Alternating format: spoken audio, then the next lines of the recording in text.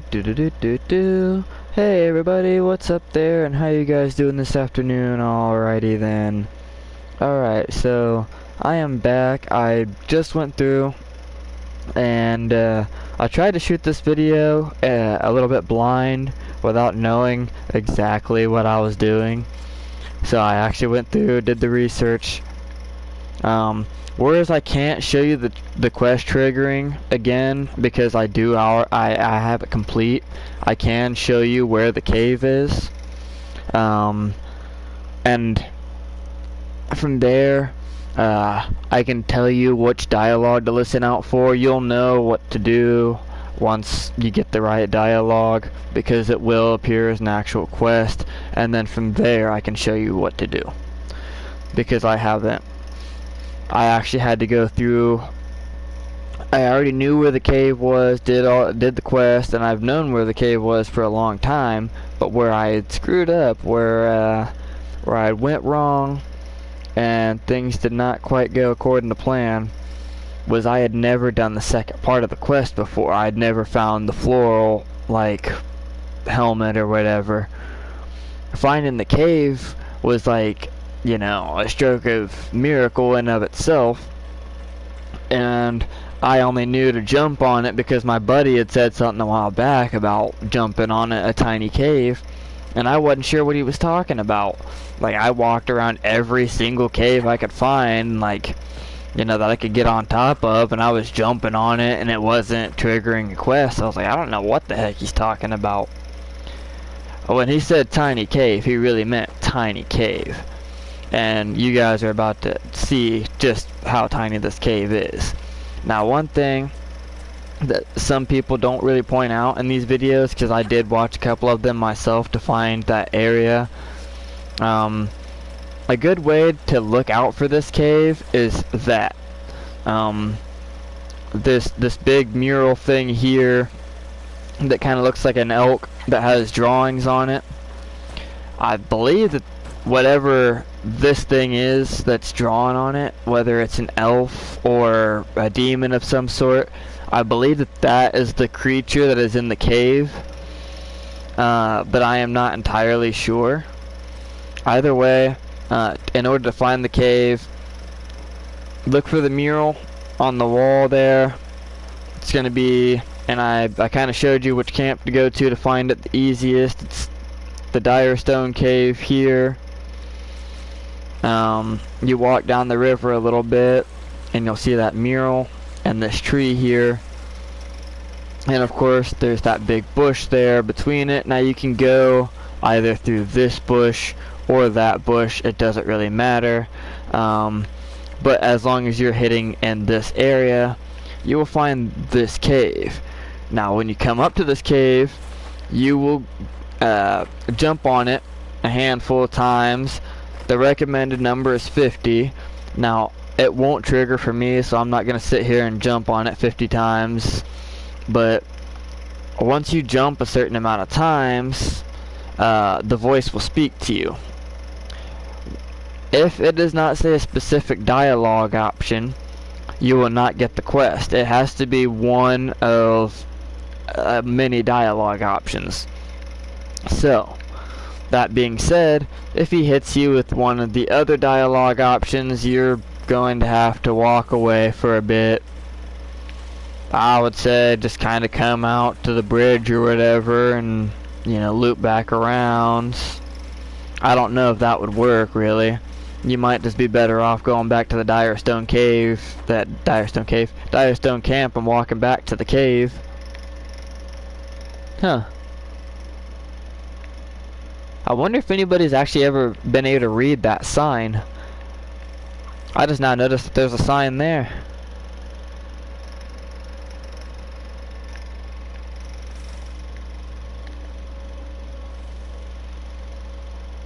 Yeah, too bad you can't go first person on that.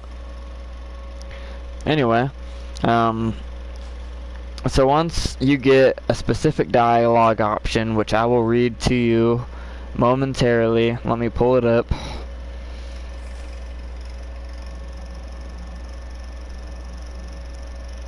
Need more, have to be ready. When he says that, you will get a quest. That quest will be to bring 10 crystal grace to the cave.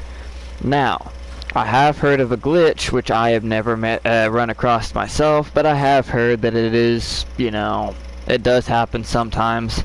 And so I would just, better safe than sorry, do not try to be smart and come in here with 10 crystal grace already, because that could cause the quest not to trigger. Essentially, like, the game almost forces you to have to come back to the cave, which is totally fine as long as you know where it's at. It's, you know, once you know where it's at, it's a little hard to forget, and like I said, once you use the mural thing, it makes it a lot easier, because, I don't know, to me it's almost like it's telling the story of the guy. Because he's got to be some tiny dude in there. But anyways, once you get the quest, you can leave. I would recommend going to the hinterlands. That's not the hinterlands. That's the hinterlands. Going to the hinterlands, and then exploring around this area, and this area. Basically this whole stretch here. From what I know, there's like crystal grace scattered about it. You might have to come in and do it a couple times to get all 10. I had to do it like 3 times, but either way, once you get it, you come back to the emerald graves, back to the cave, and drop off the crystal grace, and the quest will read as completed. However, that is false information. What you're going to want to do following that is you are going to want to come to the Empress du Lion, or at least I think that that's how it said. Don't hate me if it's wrong, please. And also, I would like to make a point that if you do not have a mage in your party already, be it yourself or a companion, you want to make sure that when you come to the Empress du Lion, that you bring a mage with you. That will become evident why here in a minute. Ooh, stretch.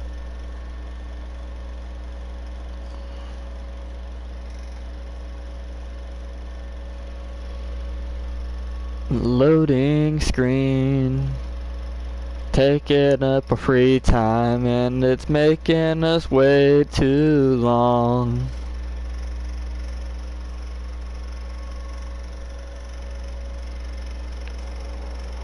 Alright, so if you do the research on it, the research will tell you that it is around Soladin's Keep, which isn't really a lie. But if you're gonna try to be smart about it, don't start at Soladin's Keep. And that might sound surprising, but it's not in Soladin's Keep, it's behind it. And so in order to get there, there's only one way that I know to, and I had no clue that that's what it led to be quite honest. For a long time I thought it was just a useless path, because it seemingly leads to nothing except a Veilfire brazier, and if I remember correctly, there's not even a rune around, which kind of, you know, made me wonder what that was about, but I never really questioned it. At the time, I kind of just figured that they had, you know, cut some content. Now, I'm going to ride my mount because, honestly, it just saves a little bit of time. You can walk, whatever, but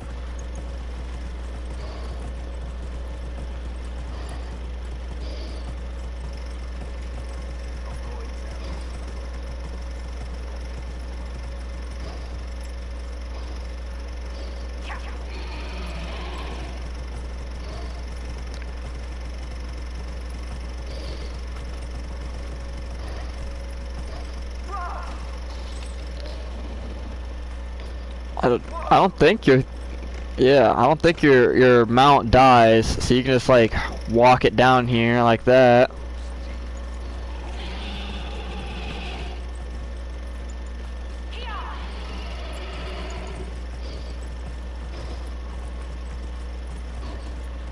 And pretty much this is just following like a long beaten path here.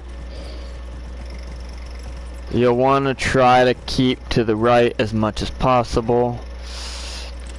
I don't think my mount's gonna fit, so we are walking from here.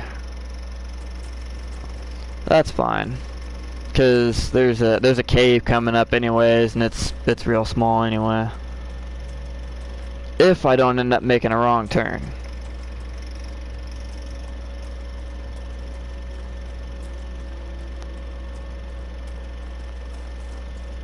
Yeah, this.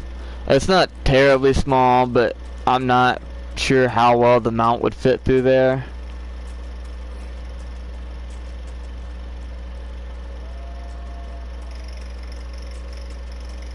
And like I said, this is kind of just a long beaten path. It's gonna be a little bit boring of a journey for you, but it does have a payout eventually. If I remember correctly, you gotta keep going this way.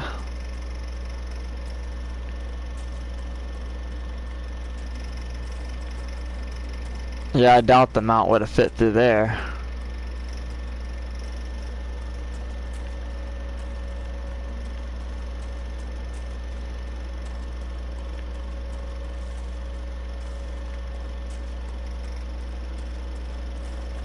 Alright, so now that you've went through this long, perilous journey with your mage, because had you not brought your mage, you might be in trouble.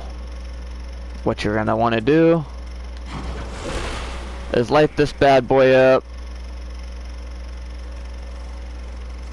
and bring your torch back here. Or at least I think there's a rock around here somewhere. Gotta find it. Go figure.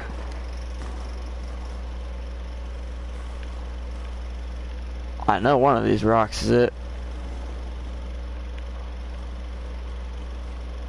There's a false rock you gotta walk through. And it should stick out to you because it's a little off-colored. I'm also a little bit colorblind though, which doesn't help my situation.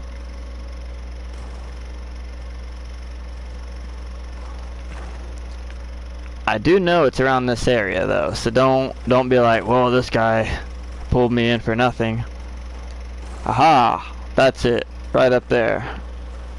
I don't know exactly how I'm going to get up there, but I do see the off-colored wall. It's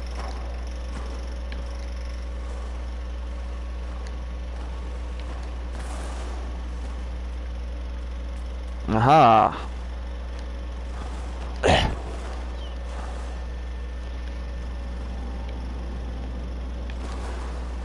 You gotta use that plank to get up. And I'm failing miserably at this, but you do see that that false colored, yeah. And you can only walk through here if you've got the Veilfire rune, so make sure you bring your mage. Or at least that's what I heard. I didn't want to risk it. And I'm guessing it's true because as you see, the party's not following me in. Which I'm sure that they'll teleport in. Now this is going to seem like it's gonna last forever, and to be honest with you, it's going to seem like it's going to last forever. There's a lot of stairs. One of the dialogue options where you're talking with the old dude in the cave, he's talking about how there's many stairs, but after you come down all those stairs,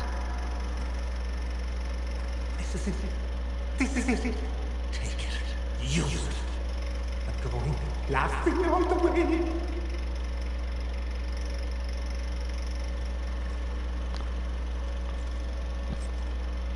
And of course, you now get this unique item. You did all that for this level 22 item. It gives your character the appearance of a flower headband.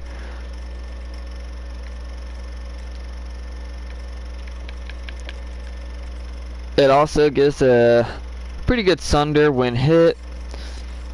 That being said, though, it can only be equipped to elf, human, or dwarf.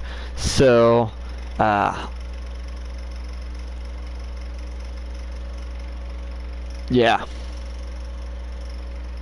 Let's see. Read the thing on it. So I said to the fellow, you want a what?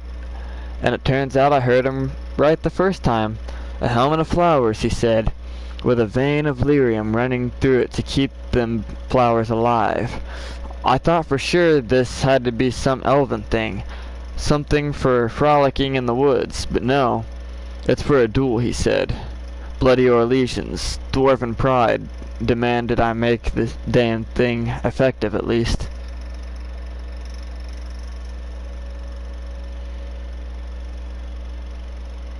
Alright, so I'm guessing that was made by a dwarf of some sort. Either way, we have now completed what we have set out to do. I am kind of curious on what that one little light is over there, and I have to wonder if there's something to that, but I'm going to guess not. You know what?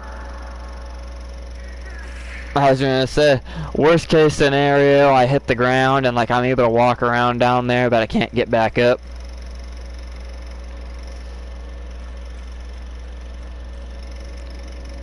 But yeah, that is it. Hopefully you guys enjoyed this and didn't get too annoyed by the fact that I had to look around for the wall for a minute. I did want to try to largely do this on my own, so I did not specifically look up anything in terms of like all that. I got general locations and stuff like that. And like I said, I found the cave on my own. I didn't even know about the second part of this quest for a long time. And as you've seen, it didn't say anything about quest over or anything like that.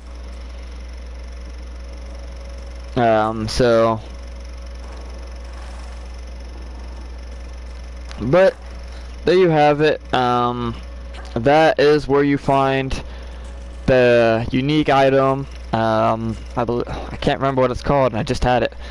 Ardent Blossom. If you guys want to see more videos like this in the future, let me know. I do plan on doing something of a bit of a series in terms of like things that you can do in games that like you might not know about, like little Easter eggs and stuff. There's some Grand Theft Auto Easter eggs I'll be trying to do, trying to activate, and if I can get them to go through, obviously, there's going to be a video of that. There's also some, like, glitches and things that I've discovered. I've played Star Wars Knights of the Old Republic way too many times, so much so that I've discovered glitches that people didn't even know were glitches yet. Like, I know one glitch, which I've never heard anyone talk about, and other people might know about it. I don't know. I've just never heard anyone talk about it. But there's a glitch that I use quite often that allows you to... you can only use it if you've got the healing force ability, but it allows you to, right as you go to cast your force seal, if you use the glitch correctly, if you hit the attack button, it will cancel out your force heal in a way. You'll still do the motion and get healed, but it won't cost you any force points, and instead it will register your movement as an attack, meaning your enemy also takes damage. Must be nice to get rid of those Ben assholes. You mean getting exiled from my people and declared Talbot? Yeah, I should make a cake.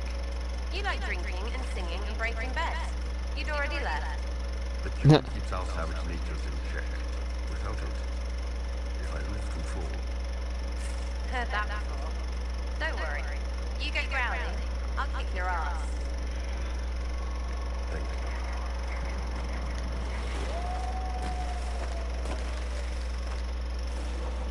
Well, I should end the video. I don't know. I walked around for a second and then they started talking. Also, I thought it was kind of cool that I could do this video with the helm of the Inquisitor, which I found on a whim.